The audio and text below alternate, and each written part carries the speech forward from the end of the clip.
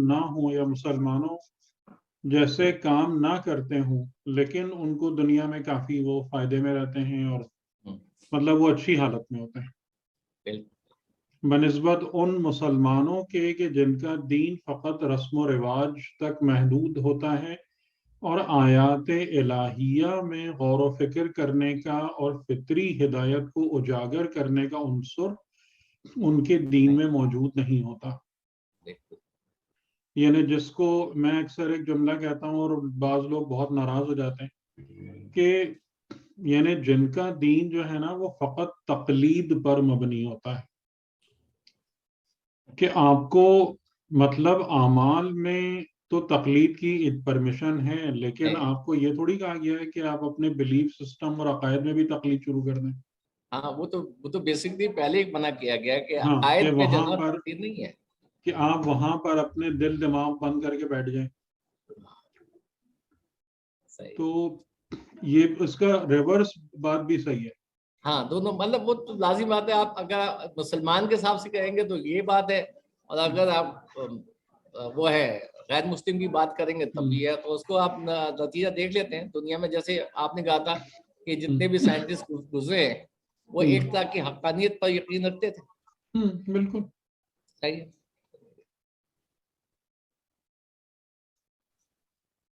میں نے آپ کو ہوسٹ بنا دیا. نہیں اور کوئی سوال اگر ہے تو مطلب اپنے ذہن کو کلیئر رکھیں جو بات بھی ہم کر رہے ہیں اور سوالات پوچھنے سے جو چیزیں مجھے وہ ذہن نہ میں آ رہی ہو ہوتی ہے مطلب وہ پوچھ بھی لیتا تھا آپ سے. جی بیک آف نہ کریں, ڈرے نہیں, شرمانے کی بھی ضرورت نہیں ہے کیونکہ بیسیکلی ہمارا جو بھی بات ہے وہ ڈسکشن بیسڈ ہے اور اس کو اچھے طریقے سے اگر سمجھ میں نہیں آئے گی تو آپ کی پروگریس ممکن نہیں ہو پائے گی.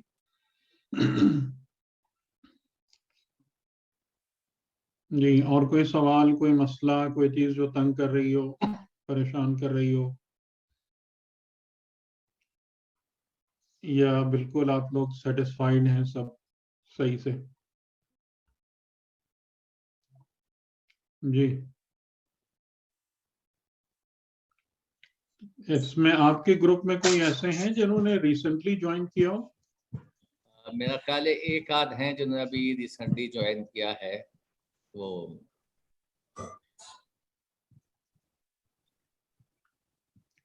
جی تو آپ بھی بتا دیں کہ مطلب کیسا چل رہا ہے.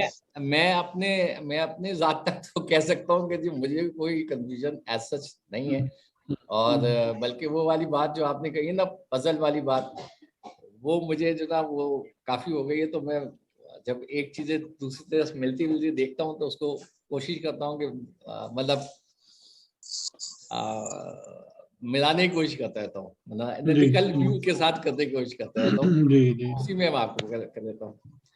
اب یہ ایک اور سوال ہے جو آپ نے کل وہ لاسٹ ٹائم بتایا تھا سورہ تغابن کی آیت نمبر 16 میں.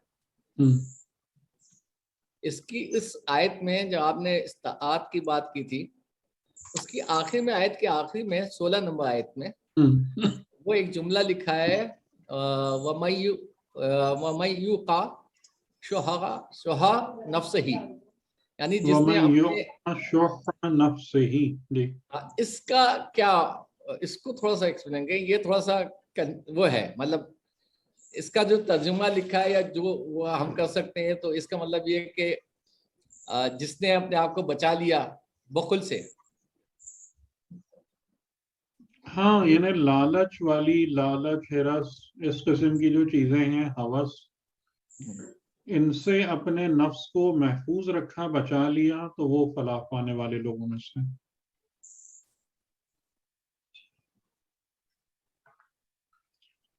جی ٹھیک ہے. یہ اسی جو ہمارے پہلے آیت میں ہم نے اخلاقیات میں پڑھ رہے تھے, وہ بخل کی جو آیت تھی وہ تو سورہ بنی اسرائیل کی, اس میں جو ہے اس سے ریلیٹڈ ہے. صحیح ہے. اچھا جی, تو کوئی سوال وغیرہ نہیں ہے؟ ٹھیک ہے, ماشاءاللہ. آپ لوگ حیدر بھائی کوئی بات سوال پوچھنا چاہ رہے ہیں شاید. کون ہینڈ ریز کر دینا اگر کوئی سوال پوچھنا چاہ رہے ہیں تو ہینڈ ریز کر دیں. کون؟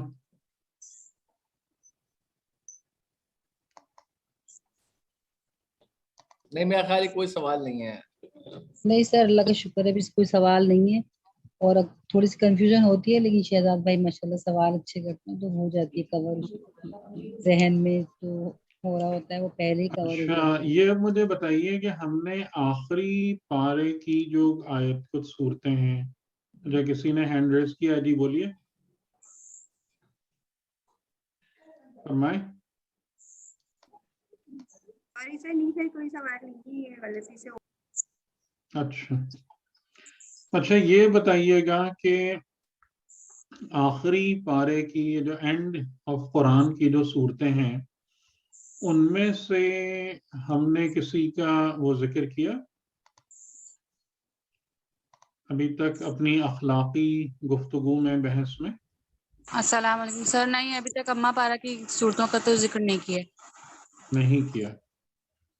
حالانکہ مجھے اس لیے تھوڑا سا وہ شبہ ہو رہا تھا کہ ہم نے سورۃ الماعون کا کئی دفعہ ذکر کیا تھا تو اس لیے شاید ہم بات کر چکے ہیں.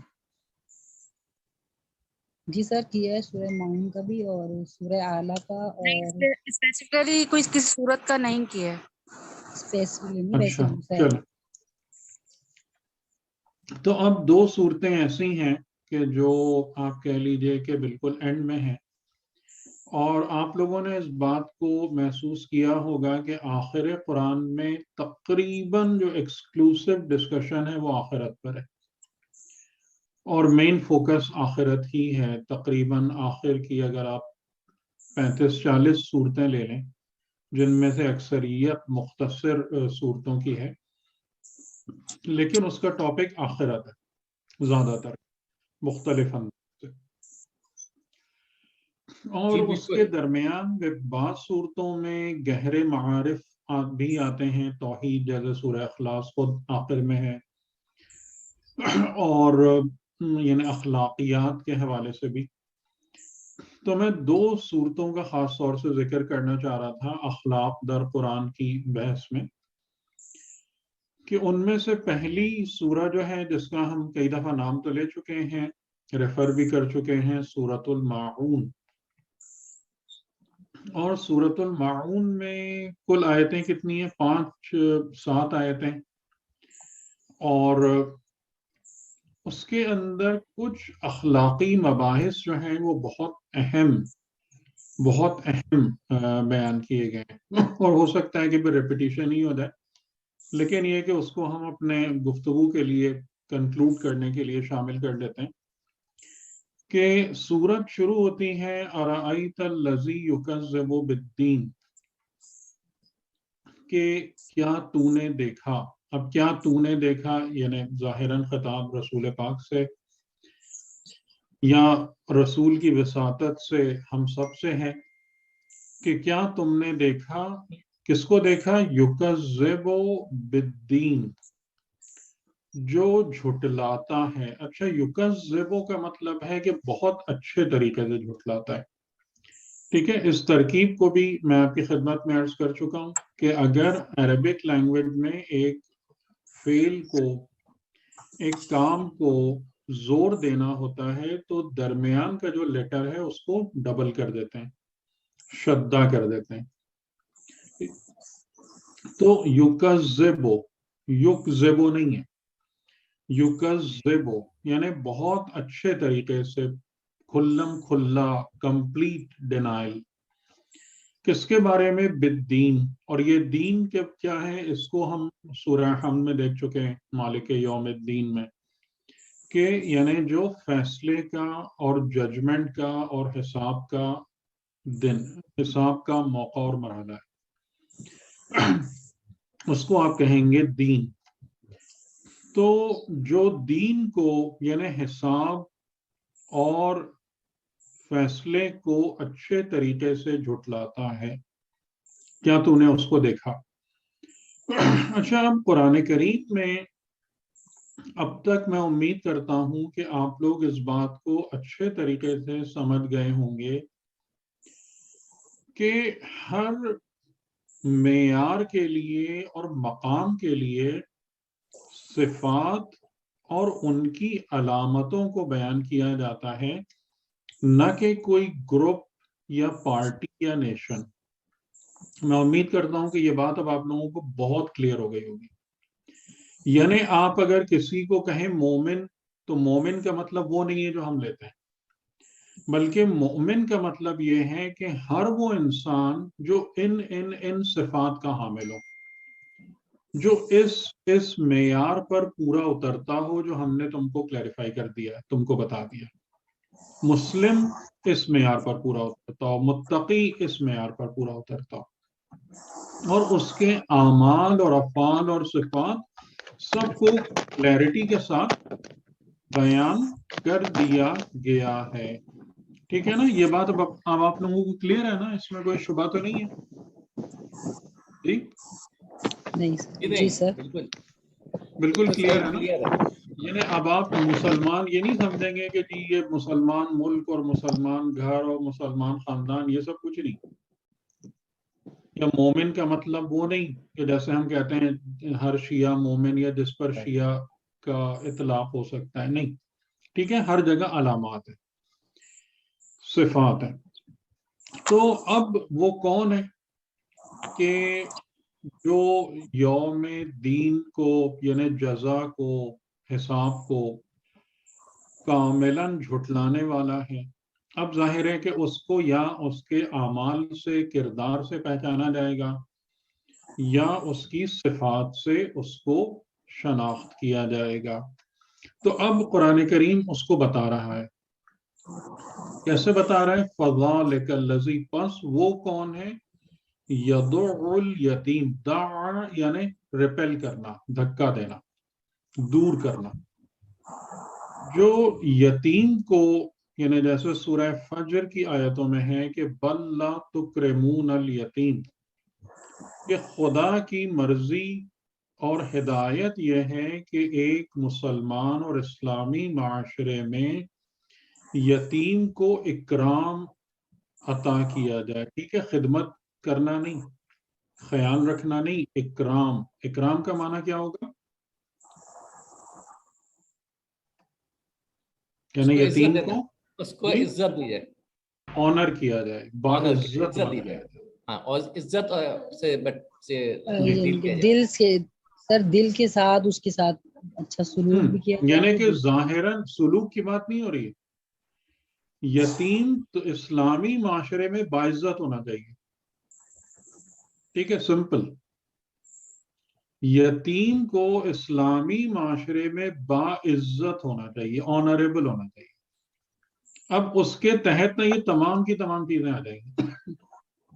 جبکہ ہم یتیم کو، یعنی کہ اگر آپ خالی خیرات بھی دے رہے ہیں یا اس کو کوئی مدد بھی کر رہے ہیں، تو اس کو حقیر اور بیچارہ سمجھ کے مدد کر رہے ہیں۔ ٹھیک ہے؟ قرآن کہہ رہے نہیں، یہ نہیں، یتیم اس طریقے سے نہیں ہے اسلامی معاشرے میں۔ یتیم آنریبل ہونا چاہیے، باعزت ہونا چاہیے۔ ٹھیک، لیکن اب اس کے بالمقابل یہ شخص جو جزا اور حساب کو جھٹلانے والا ہے، یہ یتیم کو اپنے سے دور کرتا اور رکھتا ہے، بلکہ دھکے دیتا ہے۔ اگر کوئی یتیم، اور یتیم کا معنی فقط وہ نہیں ہے کہ جو بن باپ کے ہو، بلکہ یتیم اس کو آپ کہیں گے جس کا کوئی سرپرست نہ ہو، جس کا کوئی والی، وارث نہ ہو، والی نہ ہو، اس کے سر پر ہاتھ رکھنے والا نہ ہو، وہ ہے یتیم۔ تو یعنی اسی بنا پر جیسے امام صادق علیہ السلام نے فرمایا کہ ان لوگوں کے لیے بہت دعا کی کہ جو آپ نے کہا کہ جو ہمارے یتیموں کی کفالت کرتے ہیں، یتیمان آل محمد۔ تو یتیمان آل محمد کون ہے؟ سادات یتیم؟ جی سر، آپ میں سے کوئی بتائیں، یتیمان آل محمد امام علیہ السلام نے کن لوگوں پر اس ورڈ کو اپلائی کیا ہوگا، اطلاق کیا ہوگا اس ورڈ کا؟ جو سر آپ نے یتیم کی ڈیفینیشن میں سر آپ نے ایک دفعہ ایسے عالم بھی بتائے تھے جن کی سنی نہ جاتی ہو، جو مطلب واقعتاً حقیقتاً عالم ہوتے ہیں، تو جو اب تنہا ہوں. جی جو اس ہاں آپ تنہا ابھی ہو، بات کر یتم رہے یعنی تنہا. جی ہیں، ابھی جو آپ بات کر رہے ہیں تو اس میں بھی ہم ائمہ کو بھی اس چیز پر لے سکتے ہیں غالباً کہ انہیں بھی یتیمان آل محمد کہا جاتا ہے. نہیں ائمہ نہیں، یتیمان آل محمد یعنی وہ لوگ جو ہمارے شیعہ ہیں لیکن ہماری تعلیمات اور معارف سے جاہل ہیں اور بے خبر ہیں. ٹھیک، یہ یتیمان آل محمد ہیں، یعنی مخلص ہیں، اہل بیت سے محبت رکھتے ہیں، اہل بیت سے ایک لگاؤ رکھتے ہیں، لیکن اہل بیت نے کیا زندگی گزارنا سکھائی، کیا تعلیمات دی، کیا معارف بتائے، ان سے بے خبر ہے، ان سے دور ہے. تو وہ شخص جو ہمارے یتیموں کی کفالت کرتا ہے، یعنی ان کا وہ تربیت کرنے والا، وہ عالم، وہ مربی، جو ہمارے شیعوں کو اپنے پروں کے سائے میں لے اور ہمارے معارف اور علوم کے حوالے سے ان کی تعلیم و تربیت کرے. ٹھیک، تو یعنی یتیم کی بہت ساری کیٹیگریز ہیں، یتیم سمپلی وہ نہیں ہے. اور جیسا شاید میں نے آپ کو بتایا ہو کہ جب خدا رسول کو یتیم کہہ رہا ہے الم یجد کا یتیمن فآوا، تو یہاں یتیم کس سینس کی طرف زیادہ لیا جانا چاہیے؟ یعنی کہ رسول اللہ صلی اللہ علیہ وآلہ وسلم کے مقابل کسی کا علم نہیں تھا، اور نہ کوئی اس دور میں بھی اور تمام دور میں ویسا کوئی تنہا تھے. یعنی کوئی رسول ساتھی اپنے کمال کی بنا پر تنہا یتم تنہا ہو گئے.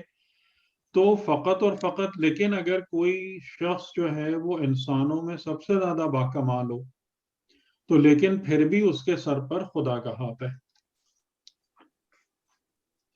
ٹھیک ہے، خدا کے مقابلے میں تو وہ نہیں ہو سکتا نا،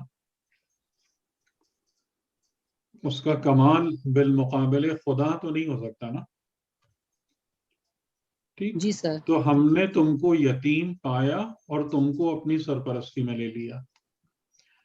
ٹھیک ہے، تو اب یہاں پر یتیم کا مطلب فقط یتیم عبداللہ نہیں ہے، کیونکہ اگر خدا ظاہری طور پر ایک یتیم کو سرپرستی میں لیتا ہے تو ہر یتیم کو حق شکایت کرنے کا کہ مجھے کیوں نہیں لیا، میری سرپرستی کیوں نہیں کی. تو اس سے جو بات زیادہ مراد لی جانی چاہیے وہ یہ کہ ہم نے تم کو تمام انسانیت میں تنہا پایا باعتبار کمال، تو ہم نے تم کو براہ راست اپنی سرپرستی.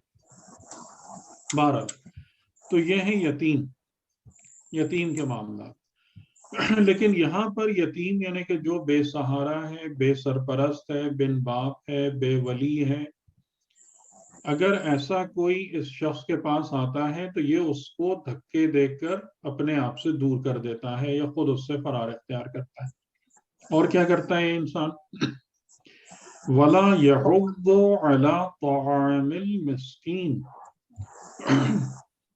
اور مسکین کو کھانے کھلانے پر، مسکین کو غذا دینے پر انکریج نہیں کرتا. ٹھیک ہے، آپ ان لفظوں پہ خاص طور سے غور کیجیے گا کہ جیسے میں نے آپ کو کہا نا کہ یتیم کو مال دینا، صدقہ دینا، خیرات دینا، مدد کرنا، قرآن یہ بات ہی نہیں کر رہا ہے. قرآن کہہ رہا ہے کہ یتیم کو اکرام دو، عزت دو، مسکین کو کھانا نہیں کھلاؤ، بلکہ مسکین کو کھانا کھلانے کے لیے ایک دوسرے کو انکریج کرو، ترغیب دلاؤ. یعنی تمہارے معاشرے میں یہ سنت پسندیدہ اور مرغوب اور رائج ہونی چاہیے کہ جو بھی مسکین ہے، بلا مسکن ہے، اس کو کھانا کھلایا جائے اور اس کی ضروریات پوری کی جائیں. یہ شخص ان دونوں میں سے کوئی کام نہیں کرتا. وَوَيْلٌ لِّلْمُصَلِّينَ، بس ویل ہے. ویل آپ کو پتہ ہے کہ جیسے روایتوں میں جملہ موجود ہے کہ جہنم کی خطرناک ترین وادیوں میں سے ایک وادی کا نام ویل ہے، یعنی depth, in the depth of جہنم. کیونکہ جنت میں جتنا آپ اوپر جائیں گے اتنے بہتر ہوں گے، اور جہنم میں کوئی بدبخت جتنا نیچے جائے گا اتنے برے حال میں ہوگا. یعنی جنت کی انٹینسٹی اوپر ہے اور جہنم کی انٹینسٹی ڈاؤن ورڈ ہے.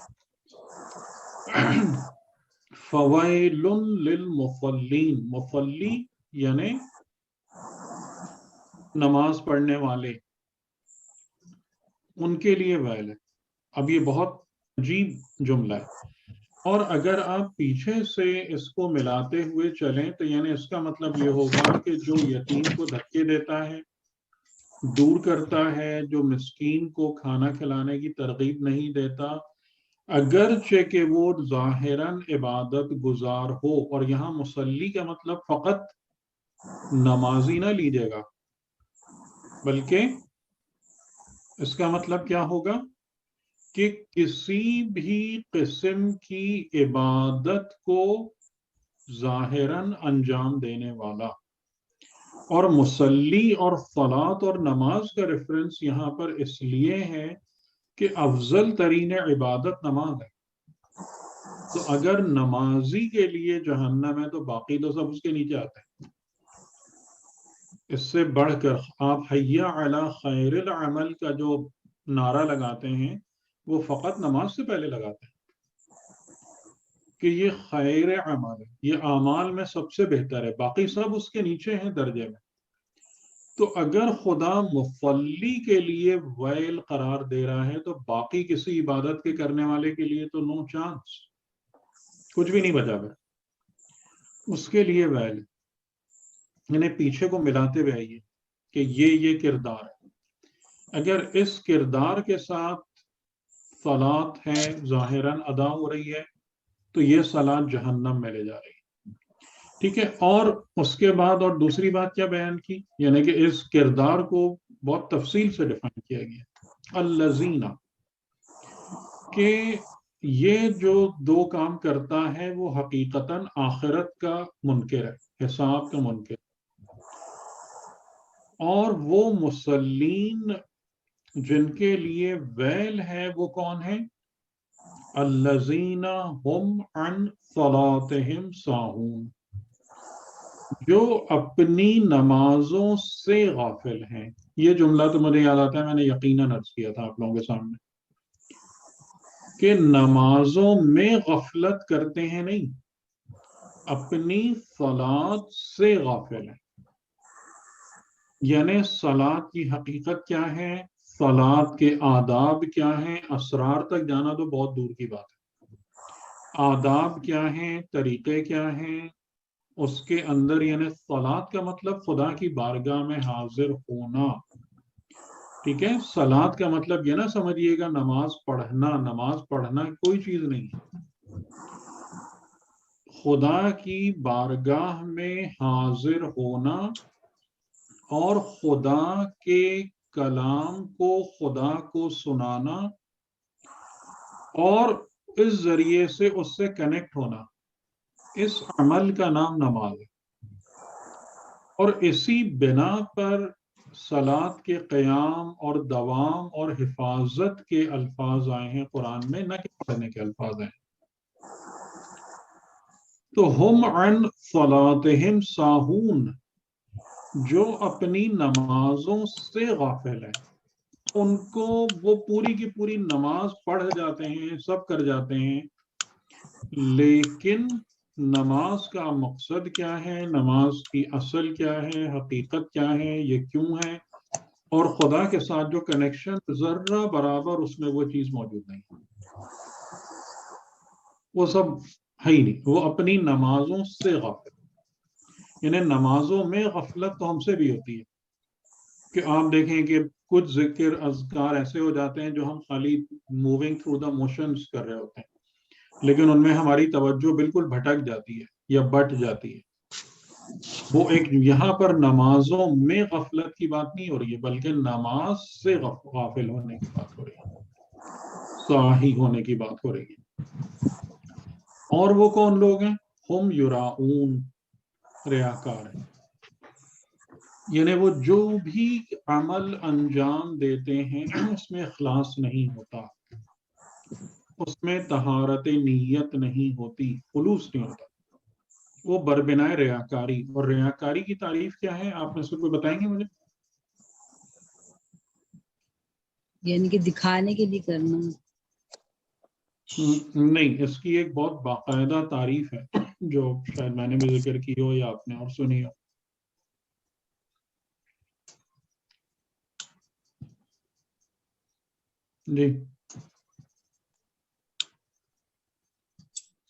جی جو بھی آپ کے ذہن میں ہے بتایا کریں۔ ریاکاری کی پوری ایک ڈیفینیشن ہے، مطلب اور اس کے مختلف چہرے ہیں، لیکن صحیح سے یاد نہیں آ رہی ہے، لیکن یہ میرا خیال ہے آپ نے پہلے ڈسکس نہیں کیا ہم نے اس موضوع کو، لیکن ریاکاری کی بھئی آپ لوگ ماشاءاللہ 50 سال سے، مطلب میں ازیوم کر رہا ہوں ایسے ہی 30 40 50 سال سے آپ لوگ سن رہے ہیں دینی تقاریر، تو یہ سب چیزیں کیوں نہیں مطلب کلیئر ڈیفینیشن ہیں آپ کے پاس؟ نہیں، ریاکاری کا بہت سارے پہلو ہیں کہ ریاکاری تو کافی چیزیں، کچھ کہتے ہیں ظاہری مقصد یہ ہے کہ کسی کو دکھانا، اور کچھ ریاکاری جو ہے دل کے اندر ہوتی ہے، قلب میں بھی ریاکاری ہوتی ہے۔ تو ریاکاری کا تو مختلف وہ ہے، لیکن اگر آپ اس کو صحیح طریقے سے سمجھنا چاہیں تو بہت ڈیٹیل میں بیان کی گئی ہے۔ سر اخلاص کا اپوزٹ ہوگا نا یہ ریاکاری؟ نہیں، اخلاص سے نہیں ہے، مطلب کسی بھی عمل کو اس نیت سے انجام دیا جانا کہ اس کی وجہ سے لوگوں میں پسندیدہ ہو جائے یا لوگ اس کی تعریف کریں اور اس کو پسندیدہ نگاہوں سے دیکھیں، یہ نیت اور انٹینٹ جو ہے یہ حقیقتاً ریاکاری۔ ٹھیک ہے سمجھ میں؟ جی سر۔ دکھانا نہیں، دکھانے کا نام ریاکاری نہیں ہے، فقط اس نیت کا نام ریاکاری ہے کہ عمل کو اس نیت سے انجام دیا جائے کہ اس بنا پر لوگوں میں پسندیدہ ہو جاؤں، لوگ میری تعریف کریں، مجھے اچھا سمجھیں، اچھا جانیں، میرا نام ہو۔ یہ ہے، یہ جو نیت اور انٹینٹ ہے یہ ریاکاری ہے۔ ٹھیک، ورنہ بعض اوقات تو صدقات کے بارے میں بھی خدا نے فرمایا ہے کہ جو مومنین ہیں کبھی سرن صدقہ کرتے ہیں، کبھی جہرن کرتے ہیں، کبھی اعلانیہ کرتے ہیں، تو وہ ریاکاری تھوڑی ہے۔ ریاکاری میں اصل یہ نیت ہے کہ عمل انجام ہی اس لیے دیا جا رہا ہے تاکہ لوگوں کی نظروں میں پسندیدہ بنوں اور لوگ میری تعریف کریں۔ آگے بات واضح ہو گئی سمجھ؟ جی سر جی ٹھیک، کلیئر ہے؟ بالکل سر یہ اخلاص کے اپوزٹ ہی کہلائے گا نا، اخلاص نہیں ہوگا اس میں، مطلب جو کام کر رہا ہے وہ دکھاوے کے لیے کرنا چاہ رہا ہے، نیت اس کی لوگوں کو دکھانا ہے، لوگوں سے تعریف وصول کرنا ہے، خدا کے لیے نہیں ہے۔ ہاں، لیکن یہ تعریف جو ہے نا یہ ذہن میں رہے، کیونکہ یہ آپ میں سے کسی نے بھی بیان نہیں کیا کہ یہ بات جو ہے نا یہ حقیقتاً آپ کی نیت کی طرف جا رہی ہے۔ دکھاوے کو یا دکھاوا یعنی کہ یہ چیز کہ کوئی میرا عمل دیکھ لے، اس کو نہیں کہتے رہے، کیونکہ یہ چیز جو ہے بعض اوقات اچھے انٹینٹ سے بھی کی جاتی ہے۔ جی سر، جیسے نماز بچوں کو دکھانے کے لیے پڑھتے ہیں کہ گھر میں بچے پڑھنے لگے اور ہاں، تو وہ ریاکاری تھوڑی ہے۔ جی جی، ریاکاری کا مطلب واضح ہو گیا نا کہ عمل اس نیت سے انجام دیا جائے کہ لوگوں کی نظروں میں اچھا لائق تعریف بنے. اور جیسے امام خمینی نے جو ان احادیث کی وہ کی ہے شرح، آپ لوگوں نے پڑھی ہو کتاب اربعین حدیث، شرح اربعین حدیث، اور اسی پر ہم نے بیس کیا تھا اپنے تمام تزکیہ نفس کی تقاریر کو. تو اس میں انہوں نے یہ بات بیان کی ہے جو حدیث لی ہے ریاکاری کے لیے کہ ہر ریاکاری شرک ہے، اور ریاکاری جو ہے وہ شرک خفی ہے. یعنی وہ جو بات تھی پچھلی دفعہ بھی ہم کر رہے تھے کہ وما یؤمن اکثرهم باللہ الا وهم مشرکون، کہ اور یہ لوگ نہیں ایمان لاتے ان کی اکثریت اللہ پر مگر یہ کہ وہ مشرک ہیں. تو وہ مینلی یہی والا شرک ہے، شرک خفی، کہ لوگوں کو دکھانا، خود پسند ہونا. یعنی ریاکاری اور خود پسندی جو ہے بنیادی طور سے وہ شرک ہے کہ جس کا ارتکاب مومنین بھی کر رہے ہوتے ہیں، یعنی ظاہری ایمان لانے والے بھی کر رہے ہوتے ہیں. تو الذین ہم یراؤون، اور یہ ریاکار کا مطلب کیا ہے کہ یہ اپنی نمازیں کس نیت سے پڑھتے ہیں؟ لوگوں میں معتبر بننے کی. جی، بلکہ جیسے امام خمینی نے باقاعدہ تفصیل سے لکھا ہے کہ بعض اوقات یعنی کچھ لوگ اگر آپ دیکھیں گے جماعت کی نماز میں تو وہ ہمیشہ زور لگائیں گے کہ جی میں پہلی صف میں جا کے بیٹھوں گا، تاکہ مطلب ان کی ایک وہ شہرت بنے کہ جناب یہ صف اول کے نمازی. اس کے برخلاف کچھ لوگ ایسے ہوتے ہیں کہ جن کو آپ کھینچ کھینچ کے بلائیں گے کہ صف اول میں آ جاؤ، وہ نہیں آئیں گے، تاکہ ان کی یہ اس حوالے سے وہ لوگوں میں پہچانے جائیں کہ جناب یہ تو بڑے عاجز اور منکسر المزاج ہیں اور اپنے آپ کو یعنی اپنی عبادتوں کو بڑا حقیر سمجھتے ہیں. یہ تمام باتیں انہوں نے مثالیں دے کے بتائیں کہ ریاکاری کہاں کہاں پر اور کس کس طرح سے ہوتی ہے، اور شاید مطلب بہت سارے لوگ کانشیسلی اویئر بھی نہیں ہوتے اور یہ ساری حرکتیں کر رہے ہوتے ہیں. ٹھیک، تو بس سر یہ جی. مطلب میرا یہ ہے کہ اگر وہ نماز میں آگے بھی صف میں آ رہا ہے لیکن اس کی نیت نہیں ہے نہیں کہ لوگوں کے دکھانے کی، تو وہی میں کہہ رہا ہوں نا کہ یعنی اصل جو صحیح اور سچا نمازی ہے مخلص، اسے اس بات سے کیا مطلب ہے کہ میں کس صف میں جاؤں؟ جی اس کو اس بات سے مطلب کیا، مسئلہ کیا ہے؟ ہو سکتا ہے وہ زیادہ قرب چاہتا ہو امام جماعت ٹھیک، قریب ہے. تو یہ والے معاملات جو ہیں نا کہ انہوں نے بہت ساری ایسی مثالیں دی ہیں کہ ہم دین کے نام پر جہاں پر ریاکاری کر رہے ہیں، یا جیسے مثال کے طور پر علماء کے اس میں ہے کہ مطلب جائیں گے، کوئی کہے گا میں بالکل نہیں آگے نہیں بیٹھوں گا، میں ادھر بیٹھوں گا، پھر تھوڑی سی ایسی باتیں کہ جناب یہ فلاں صاحب اور ہماری محفل میں آ گئے ہیں، مجلس میں آ گئے ہیں، اس کو بڑی رونق ہو گئی، چار چاند لگ گئے. مطلب all these things جو ہے نا یہ بڑے اشکال والے معاملات ہیں کہ مطلب خدا کرے کہ جو لوگ ایسی باتیں کرتے ہیں ان کی نیتیں صحیح ہوں، مگر یہ کافی کوشچن مارکس لگ جاتے ہیں ان جگہوں پہ، کیونکہ جب بندہ مطلب اخلاص سے اور خدا کے لیے اور سچائی کے ساتھ چل رہا ہوتا ہے تو اسے ان باتوں سے مطلب نہیں ہوتا ہے، ان تمام چیزوں سے. جی سر. الذین ہم یراؤون، یہ دوسری صفت ریاکاری عمل ہے یا صفت ہے؟ صفت ہے سر. صفت ہے. اسی طریقے سے نمازوں سے غافل ہونا یہ غفلت صفت ہے. تو ہر صفت کسی نہ کسی عمل کی شکل میں ظاہر ہوتی ہے. تو ریاکاری صفت ہے جو یہ دکھاوے والے عمل کی شکل میں ظاہر ہوتی ہے. یعنی انسان اس طریقے سے عمل کرتا ہے جو شو آف پر مبنی ہوتا ہے. ٹھیک ہے، تو شو آف کا نام دکھاوا نہیں ہے اور دکھاوے کا نام ریاکاری نہیں ہے، بلکہ ریاکاری حقیقتاً وہ نیت و صفت ہے جو نفس کے اندر پائی جاتی ہے اور جس کا بنیادی مدعا یہ ہے کہ لوگوں کی نظروں میں قابل تعریف بنوں. ٹھیک ہے، کلیئر ہو رہی ہے بات؟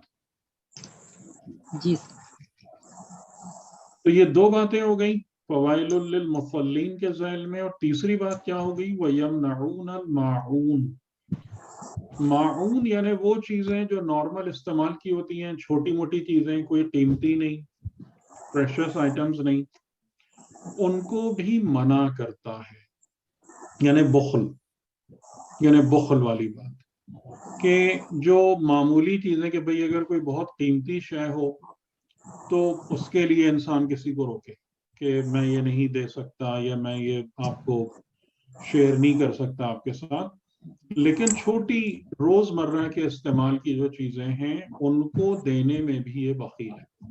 تو یہ بخل بھی صفت نفس ہے. تو بات وہاں پر ہی جا رہی ہے کہ بنیادی طور سے اگر کسی بھی جگہ پر جنت اور جہنم کا ذکر ہو رہا ہے اور لعنت یا رحمت دینے کی بات ہو رہی ہے تو وہ تمام کی تمام معاملات کا فوکس کہاں پر ہے؟ وہ سب چیزیں پلٹ کے کہاں جا رہی ہیں؟ صفات نفس پہ جا رہی ہیں. اور صفات نفس کا نام ہم نے آپ کو کیا بتایا؟ خلق، اخلاق. ہمارے اپنے نفس کے اندر جو صفات بلڈ ہو رہی ہوتی ہیں وہ ہمارا خلق ہے اور اسی سے ہمارا اخلاق بنتا ہے. اور اس کی جو پوری شکل بنتی ہے اس کو قرآن نے کیا کہا؟ شاکلہ. اور سورہ بنی اسرائیل کی آیت بتاتی ہے کہ کل یعمل علی شاکلتہ، کہ ہر انسان کے عمل کی بنیاد اس کی شاکلہ، یعنی وہ تمام صفات کا جو مجموعہ ہے جو تمہارا نفس بنا ہے، تمہارے عمل کی بنیاد وہ ہے، نہ کہ ظاہری عمل. ٹھیک ہے، یہ بہت ہی امپورٹنٹ بات ہے. تمہارا ظاہری عمل نہیں ہے جو تمہیں جنت یا جہنم دلواتا ہے، بلکہ وہ عمل جو تمہاری شاکلہ میں سے نکلتا ہے، تمہاری صفات میں سے نکلتا ہے، تمہارے خلق پر بیس کرتا ہے، وہ عمل ہے کہ جو تمہیں جنت یا جہنم دلاتا ہے. یعنی اب اگر مثال کے طور پر میں یہاں پر یہ سوال رکھوں کہ جن مصلین کے لیے ویل کی بات ہو رہی ہے ان 3-4 صفات کو ذکر کرنے کے بعد، کیا ان میں وہ مصلین ہیں کہ جن کی نماز فقہی اور ظاہری طور سے درست ہے، یا وہ مصلین ہیں کہ جن کی نماز فقہی اور ظاہری اعتبار سے درست نہیں ہے؟ جی نہیں سر، فقی کے حساب سے نہیں ہے، یہاں پر نیت اور ارادے کے حساب سے. تو اس کا مطلب یہ ہے کہ وہ اگر آپ ان تمام چیزوں کو ادا کریں جو توضیح میں لکھی ہوئی ہیں، اس کے بعد بھی یہ آیت نمازیوں پر اپلائی ہوگی یا نہیں ہوگی؟ تمام کنڈیشنز کو فلفل کرنے کے باوجود اندر نیت پہ ڈیپینڈ کرے گا نا؟ نہیں، مطلب اگر یہ 3 باتیں بہت کلیئر بیان ہوئی ہیں نا، اپنی نمازوں سے غافل ہیں، ریاکار ہیں نمازوں میں بھی اور نماز کے باہر بھی، اور بخیل ہیں، یعنی چھوٹی چھوٹی چیزوں کو لوگوں کو دینے میں بھی بخل کرتے ہیں، اور اس بنا پر کیا ہے؟ مصلین ہے. اور جو بات نظر آ رہی ہے مصلین کے لیے ویل ہے، اور جو بات اوپر کی آیتوں میں نظر آ رہی ہے کہ جزا کا جھٹلانے والا، یعنی یتیم کو دور کرنے والا اور مسکین کو کھانا کھلانے کی ترغیب نہ دلانے والا، یہ سب کردار اور صفات یہ ان لوگوں پر بھی اپلائی ہوگی یا نہیں ہوگی؟ ہوگی سر، ہوگی. اب یہ کتنا عجیب نظریہ ہے، اب آپ سوچیں. مطلب جو نہیں فالو کرے تو ہوگی، اگر وہ کر رہے تو ہیں آپ کو پھر سارا کا سارا زور کہاں پہ لگانا ہے؟ اخلاق، نیت ان جگہوں پر لگانا ہے نا آپ کو سارا زور، صفات پہ لگانا کہ آپ اپنی نمازوں میں کتنے متوجہ ہیں، صحیح. آپ اپنی نمازوں میں کتنا اویئر ہیں. خدا یہ مانگ رہا ہے. میں 1-2 چیزیں آپ کو اور اس کا ریفرنس دے دوں تاکہ آپ اور اچھے طریقے سے اس بات کو سمجھ لیں کہ یہ چیز جو ہے، یعنی یہ والا کنسپٹ جو ہے نا قرآن کریم میں بہت کلیئر ہے اور بہت جگہوں پر ہے. سورہ نمل کی آیت ہے, آئی تھنک میں آپ کو ابھی نکال دیتا ہوں, آیت نمبر 87 ہے.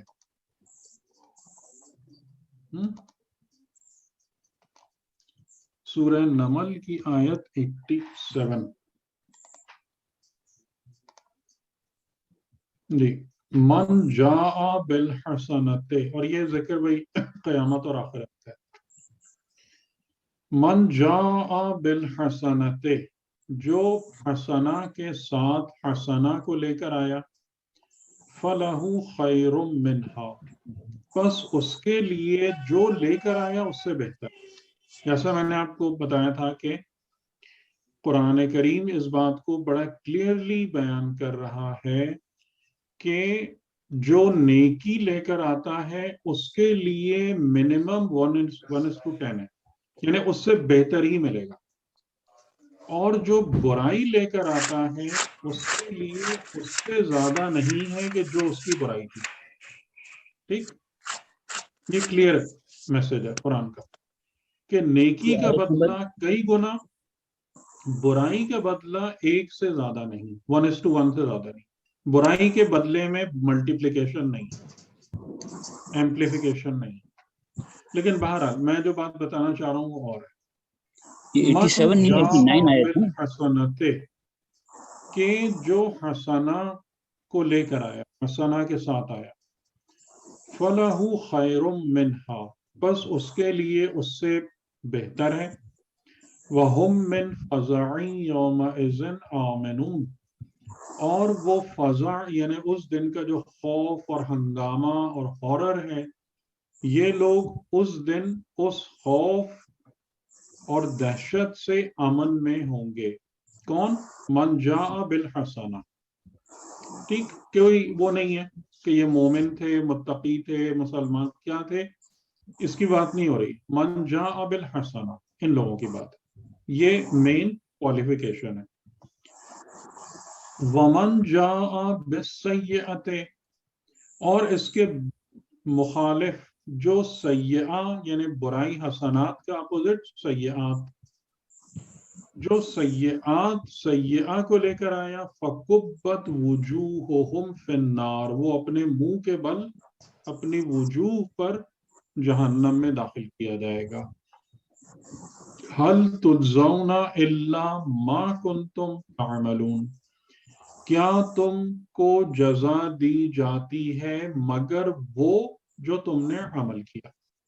یعنی عمل سے 1:1 سے زیادہ نہیں ہے, خیر اس سے بدتر نہیں ہے, جو عمل ہے وہی جزا ہے.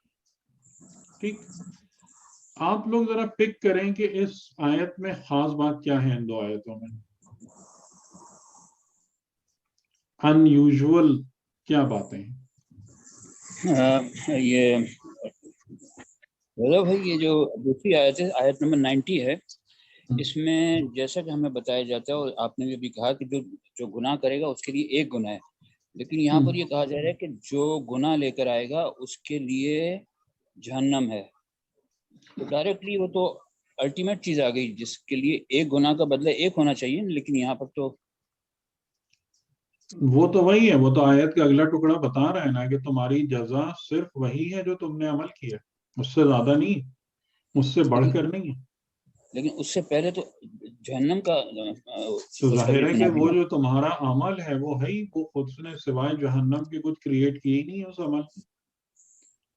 اچھا, تو تم عمل منہ جو کے ہے نا بل اسی میں الٹیمیٹلی جاؤ گے, جو تم نے بنایا ہے منہ کے بل اسی میں جاؤ گے. جو تم نے بنایا ہے اس سے زیادہ ہم کچھ نہیں دیں گے تمہیں. اچھا, یہ تمہارا اپنی تعمیر ہے, اپنی یعنی اپنی تخریب ہے, تعمیر تو نہیں, بربادی ہے جو تم نے اپنے لیے فراہم کی ہے. لیکن مین پوائنٹ کیا ہے جس کے لیے میں نے یہ آیتیں آپ کے سامنے رکھی ہیں, آپ میں سے کوئی پک کرے گا اس کو؟ اس کا ایک ہنٹ بھی میں نے آپ کو ابھی دیا.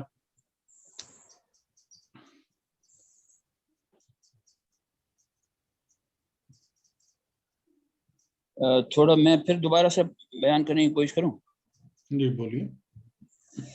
یعنی کہ یہ کہا جا رہا ہے کہ جو تم عمل کر کے لاؤ گے اس کا عمل تمہاری نیت سے، تمہارے عمل سے تمہاری نیت بہتر ہے، یعنی تم اس سے بہتر ہو جو تم نے عمل کیا ہے، تم اس سے بہتر ہو یعنی کہ تمہاری نیت اس سے بہتر ہے.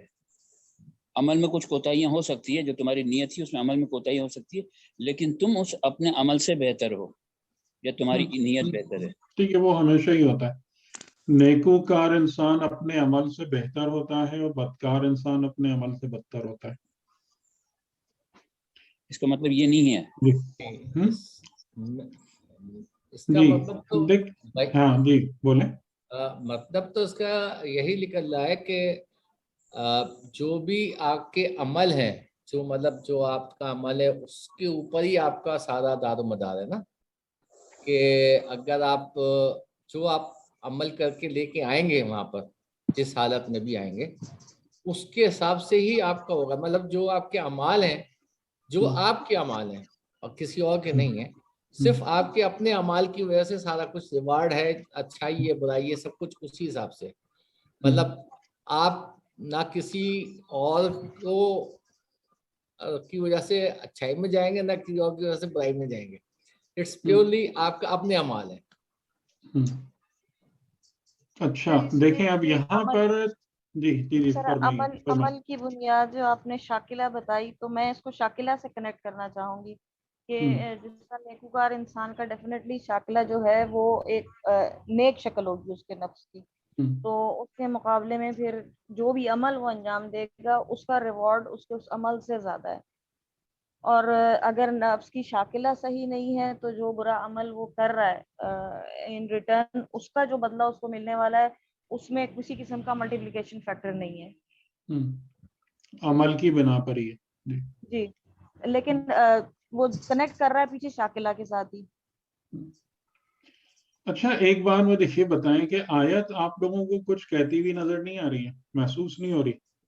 سر ایک چیز جو مجھے لگ رہا ہے کہ خدا جو شخص خدا کی بارگاہ میں یعنی اپنا مقام جیسا بنائے گا، یعنی جس شخص کو خدا چاہے، جیسے یہاں میرے پاس قرآن مجید میں لکھا ہوا ہے، تو خدا کی بارگاہ میں جس نے اپنا مقام جیسا بنایا ہے وہ اسی حساب سے اس کو پائے گا.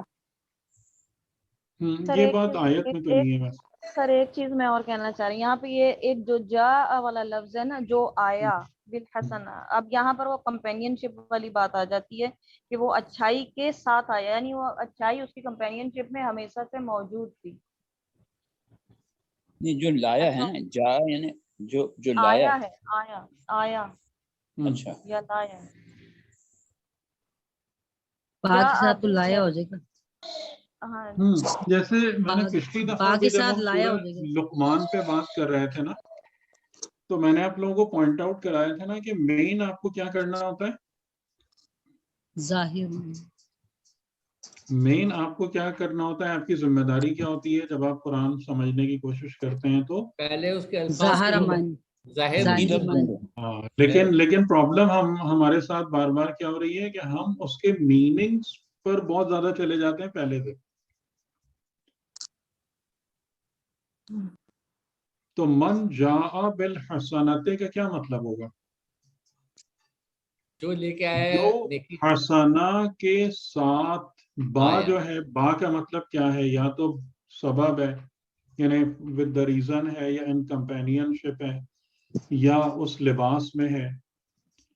جو حسنہ کے کمپینین شپ میں آیا، حسنہ کو لے کر آیا، حسنات کے ساتھ آیا. یہ جملہ آپ سے بہت کچھ نہیں کہہ رہا. یہ ہمیں بہت زیادہ پھر مزید ڈیپتھ میں جانے پہ نہیں غور کر رہا. وَمَنْ جَاءَ بِالسَّيِّئَةِ مَنْ جَاءَ بِالْحَسَنَةِ. اس میں میں آپ کو ایک ایک سوال کرتا ہوں آپ سے. یہاں پر عمل کی کوئی بات ہو رہی ہے؟ من جاء بالحسنہ میں حسنہ کیا ہے؟ عمل نہیں ہے، نیکی، عمل نہیں ہے، یہ عمل نہیں ہے، صفت ہے. یعنی وہ حسنہ یعنی وہ خوبصورت صفت جو تم نے اپنے نفس میں قائم کر لی ہے، قائم کر لے کر وہ ہے آپ کی حسنہ. आ रही है बात समझ में? जी जी बिल्कुल, हसना वही का मीनिंग काफी- समझ में आ रहा है? हाँ, हसना का मतलब वो है कि अच्छी सिफात जो है उसको हाँ, यानी अच्छी नहीं, खूबसूरत, खूबसूरत, हाँ खूबसूरत है। हसीन, हसन, वो खूबसूरती, यानी इसका मतलब यह होगा कि जो खूबसूरती को लेकर आया आखिर मैदान आखिरत में, तो वो खूबसूरती क्या है, वो ब्यूटी क्या है, वो तुम्हारे नफ्स में मौजूद सिफात हसना है। इसमें मेन जो मसला है वो क्या है कि कुरान ये नहीं कह रहा कि जिसने हसना का फेल लेकर आया, मन फ़अलल हसना, जिसने हसना का फेल अंजाम दिया या हसना आमाल हसनात अंजाम दी, ये नहीं कह रहा कुरान। और ये मैं उसको उसी सूरतुल माउन से रिलेट करना चाह रहा हूं कि जो शख्स नमाज अदा करता है जाहिरन, नमाज हुस्न अमल है या नहीं है, अमल हसना है या नहीं है? जी बिल्कुल है, है, बिल्कुल है। नमाज बजाते खुद अमल हसना है या नहीं है? लेकिन है? वो है। लेकिन क्या उस नमाज को, जो इन मुसीबतों के साथ नमाज है जो बताई गई, क्या उस नमाज को पढ़ने के बाद वो मुसल्ली किसी हसना को अपने नफ्स में हासिल कर सका? नहीं, नहीं नहीं नहीं कर सका। तो कुरान किस पर जोर दे रहा है आखिरत में? सिफात। जा बिल हसना पे, न कि फ़अल हसना पे। आ रही है बात समझ में? हसना यानी नेक आमाल अंजाम देने वाले बहुत लोग हैं, आखिरत में उस पे कामयाबी नहीं है। आखिरत की कामयाबी किस पर है? अपने वजूद में नेकी लेकर जाने में कामयाबी है। आ रही है बात समझ में? जी जी सर। सही सही सही। हुस्न अमल तो जो रोजा रखता है, रोजा क्या हसीन अमल नहीं है? रोजा बजाते खुद हसीन अमल है, हज बजाते खुद हसीन अमल है, तमाम इबादतें हसीन अमल है। लेकिन क्या उन सारे इबादतों को अंजाम देने वाले लोग भी उन हसनात को जमा कर रहे हैं, साहिब हसनात हैं? जी नहीं, नहीं। नहीं है। तो अब आपको समझ में आ रहा है कि कुरान का जोर किस पर है? कौन है उस अजर को हासिल करने वाला? मन जा बिल हसनाते, जो हसना के हमरा आया, हसनात को लेकर आया। अब लेकर आने का मतलब क्या है? अपने वजूद, अपनी जात में लेकर आया। अपनी जात में। अपनी जात में हसनात को लेकर कोई कैसे आ सकता है? उन सिफात की शक्ल में लेकर आ सकता है कि जो आप अपने हुस्न खुल्क और पाकीज़ा किरदार के जरिए से बिल्ड करते हैं अपने आप में। आ रही बात समझ में? जी सर, बिल्कुल समझ। और इसी तरीके से उसके मुकाबले में कौन है? वमन जा बिस्सय्यअ, बस सही। यानी कि जिसने तमाम अमाल की, हो सकता है कि वो इबादत गुजार हो जाहिर, लेकिन उन तमाम इबादतों के नतीजे में नफ्स में बना किया रियाकारी, खुदपसंदी, तकब्बुर, मिस्ल इब्लीस, असबियत, ये सब बना। जाहिरी तौर पर इबादतें अंजाम देते रहे, दीन के काम अंजाम देते रहे, नफ्स में सब कुछ पलता रहा। तो क्या वो ये कहेगा या वो कर पाएगा खुदा से कि मैं तो दुनिया में इतना सब कुछ दीनदारी वाले आमाल करके आया हूं? वो किस हालत में आएगा? वमन जा बिस्सय्यअति। ठीक, क्लियर हो रही है बात? जी सर। जी तो कुरान इस बारे में बिल्कुल रोशन है, ठीक है, हमें बिल्कुल इस बारे में धोखे में नहीं रखा गया। ہم اپنے آپ کو خود دھوکہ دیتے رہیں وہ ہماری مرضی ہے. لیکن کلام مجید جو ہے اس حوالے سے بالکل کلیئر ہے کہ تمہاری کامیابی کہاں پر ہے، ناکامی کہاں پر ہے، تمہاری ایفرٹس کدھر ڈائریکٹڈ ہونا چاہیے، کہاں فوکسڈ ہونا چاہیے، بالکل واضح ہے یہ بات. اچھا، اس کے بعد اب آپ دیکھیں کہ آخر میں اس جملے کو بھی کلیئر کر دوں کہ ہو سکتا ہے آپ کو کچھ وہ ہو کہ بھئی آخر میں تو اعمال کی بات ہو رہی ہے. هل تجزون الا ما کنتم تعملون، یہ حقیقتاً جہنمی کے ساتھ رحمت خدا ہے. ابھی جیسے آپ میں سے کسی نے بات کی اور رضوان بھائی بھی بات کر رہے تھے کہ نیک انسان اپنے عمل سے برتر ہوتا ہے اور برا انسان اپنے عمل سے بدتر ہوتا ہے. تو برے انسان کو خدا اس کی شاکلہ کے مطابق جہنم نہیں دے گا. کس کے مطابق جہنم دے گا؟ برائی کے لیے عمل کے مطابق دے گا، عمل کے مطابق دے گا. یعنی یہ بھی رحمت خدا ہے، رحمت. اس کے اوپر بھی رحمت ہے. یہ بات ذرا دوبارہ سمجھائیے گا کہ جو اپنے اس کی شاکلہ اگر برائی ہے، اس کی شاکلہ جو ہے وہ اس میں برائی جو ہے، برا انسان ہے نا، جو برا انسان، عمل صحیح ہے نا. یعنی آپ اگر مومن ہیں تو آپ اپنی نماز سے افضل ہیں، اپنی نماز سے نہیں. جو نماز آپ ادا کرتے ہیں آپ اس سے افضل. یہ حقیقت نماز کی بات نہیں ہو رہی ہے. یعنی ہر نیکوکار انسان، ہر مومن اپنے عمل سے افضل ہے اور ہر بدکار اور برا انسان اپنے عمل سے بدتر ہے. ٹھیک. تو اس کو جزا کس بنیاد پر ملے گی؟ اس کی شاکلہ کی بنیاد پر. تم تعملون، جو تم نے عمل کیا، اور وہ بھی 1:1. نہیں تو یہ بالحسنہ اور بالسیئات، جی ہاں بالحسنہ اور بالسیئات تو شاکلہ ہی ڈیٹرمنٹ کرتی ہے نا. ٹھیک ہے نا، لیکن اس بنا پر جزا نہیں مل رہی نا. جزا کس بنا پہ مل رہی ہے؟ ہاں جزا تو ما کنتم تعملون، عمل تو کی بنیاد. جتنی وہ ڈیزرو کرتا ہے اس سے کم سزا ہو گئی یا نہیں ہو گئی؟ جی سر، کم ہو گئی. کیونکہ جو بالسیئہ، وہ نفس جو بالسیئہ ہے وہ زیادہ برا ہے، یا اس نے جو برے عمل کیے ہیں وہ زیادہ برے ہیں؟ وہ نفس خود زیادہ برا ہے. نفس میں ہے، عمل کم برا ہے تو اس کو عمل کی بنیاد پر. اچھا. تو یعنی اتنی رعایت ہے خدا کی طرف سے، اتنی رعایت ہے. خدا کا فضل و رحم. یعنی سر ایک بات پیش کلیئر کیجیے گا کہ وہ شخص جس کی شاکلہ اچھی نہیں ہے لیکن اس نے اعمال اچھے انجام دیے، اس کی بھی جزا اور سزا، اور جو ایک شخص برا تھا جس کی شاکلہ بھی بری تھی، اعمال بھی اچھے نہیں تھے، اس کی بھی سزا اور جزا جو بھی ہوگی وہ اس کے اعمال کی وجہ سے ہوگی.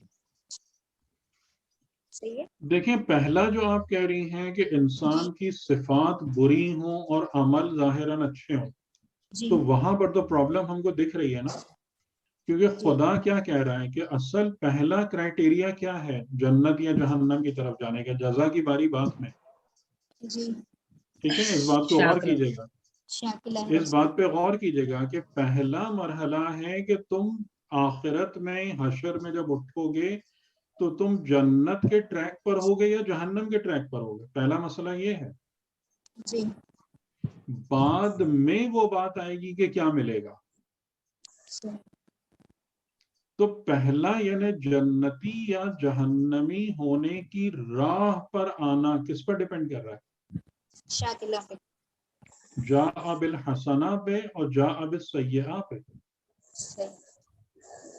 یعنی تمہارا جس نفس کو لے کر تم اٹھے ہو، اس میدان حشر میں آئے ہو، اس نفس میں حسنات ہیں یا سیئات ہیں؟ کئی لوگ ہوں گے کہ جو ان بٹوین بھی ہیں.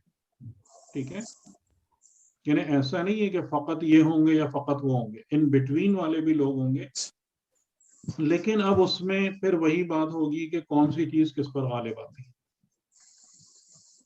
پھر عمل کو تولا جائے گا نا. وہی کہہ رہا ہوں نا کہ عمل وغیرہ کی بھری بعد میں، ہاں صحیح ہے.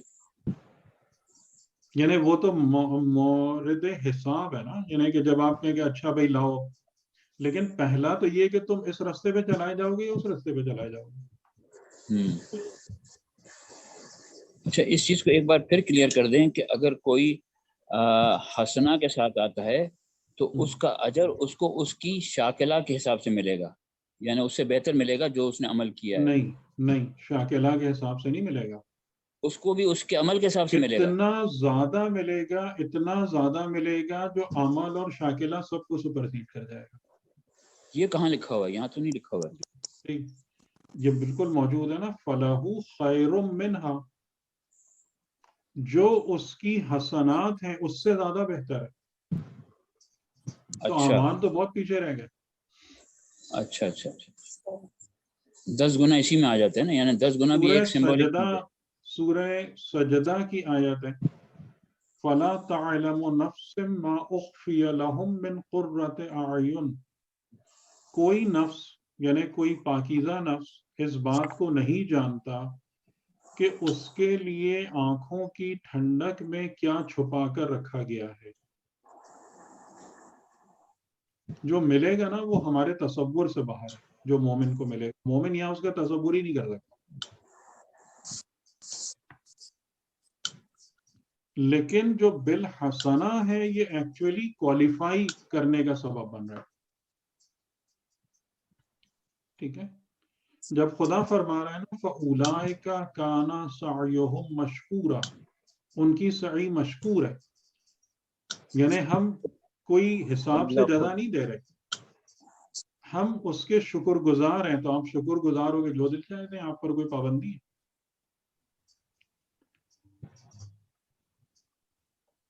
تو حسنات جو لے کر آئے گا اس کے تو کوئی حساب ہی نہیں ہے. ٹھیک ہے، کوئی حساب نہیں ہے وہاں پہ. وہ خدا کی مرضی ہے، اس کا لطف و کرم ہے جتنا عطا کرے. اور وہ ظاہر ہے کہ اتنا ہوگا کہ کیونکہ جب یعنی حقیقتاً جو مومن بالحسنہ خدا کی بارگاہ میں حاضر ہوگا یوم حشر میں، وہ حقیقتاً خدا کے مہمان ہے. اور آپ جب کسی کو اپنے گھر مہمان بلاتے ہیں تو آپ اس کو اتنا دیتے ہیں کہ وہ خوش ہو جائے. تو اس کی کوئی لمٹ نہیں ہے. وہ نہ وہ بالمقابل حسنات اس کا حساب ہے، نہ بالمقابل اعمال حساب ہے. دیٹ از بیونڈ حساب. ٹھیک. لیکن برائی میں خدا ایون اس شاکلہ کو بھی نہیں دیکھ رہا بلکہ عمل کو دیکھ رہا ہے، اور عمل میں بھی نتیجہ جو ہے جزا وہ 1:1 ہے. لیکن بس یہاں پر مسئلہ یہ ہے، کیونکہ سوال یہاں پر یہ پیدا ہوتا ہے پھر اتنی سخت جہنم، اتنا سخت عذاب. بات وہی ہے کہ ہم جو ہے نا وہ اس قدر جاہل ہو جاتے ہیں کہ ہم اس بات کو سمجھ نہیں پاتے کہ ایک عمل جو ہے نا، برا عمل نعوذ باللہ، اس کی تہ میں کتنا فساد اور کتنی آگ بھری ہوئی ہوتی ہے. یہ ہم اس بات کو اگنور کر جاتے ہیں بالکل. یعنی جو بھی خدا نخواستہ برا عمل کرنے والا ہوتا ہے، کہ اسی لیے یعنی کہ جو بامعرفت افراد ہیں کہ اگر ان سے خاص طور سے ایک تھوڑی سی بھی کسی کی حق تلفی ہو جاتی ہے، کسی کے بارے میں کوئی برے جملے منہ سے نکل جاتے ہیں، کسی کا دل دکھ جاتا ہے، تو وہ بہت زیادہ دقت کرتے ہیں کہ اس شخص کو اپنے آپ سے راضی کریں، کیونکہ وہ اس بات کو جانتے ہیں کہ یہ عمل کس قسم کی آگ جنریٹ کرتا ہے. ہم جو بالکل ہی جاہل ہیں، ہمیں پتہ ہی نہیں ہے کہ ہم بولے جاتے ہیں اور اس قسم کی باتیں کیے جاتے ہیں، کام کیے جاتے ہیں، اور فیل نہیں کرتے اس بات. تو خدا یہ بات بتا رہا ہے کہ ہم سزا دینے میں کوئی اتنے آگے نہیں ہے. سزا دینے میں ہم منیمم لیول پر ہیں.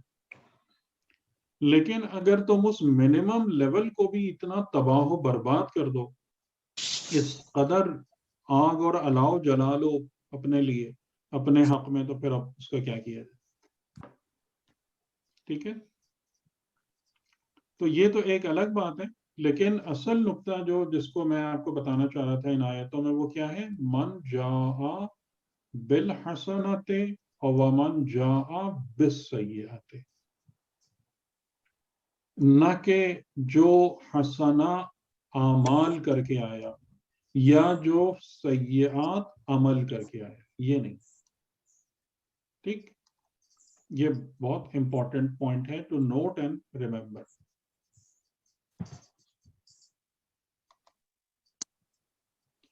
جی اور تو کوئی بات نہیں؟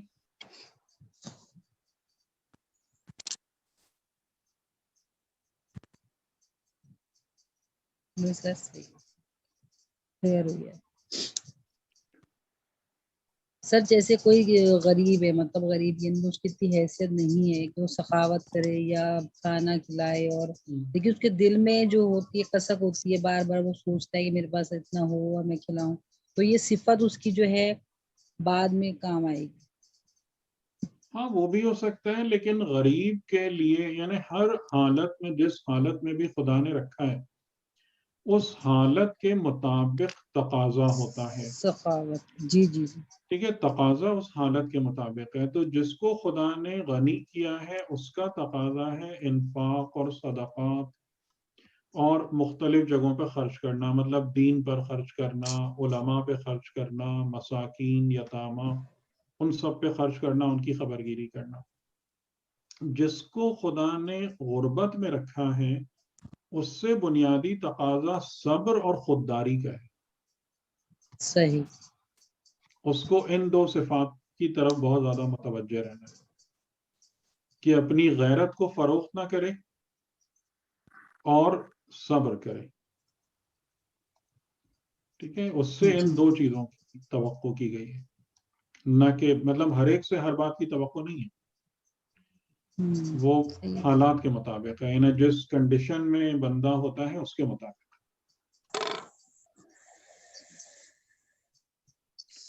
ٹھیک، چلیں پھر اجازت انشاءاللہ. ماشاءاللہ ماشاءاللہ، جزاک اللہ. جی سر، بہت شکریہ سر. خدا حافظ. شکریہ سر.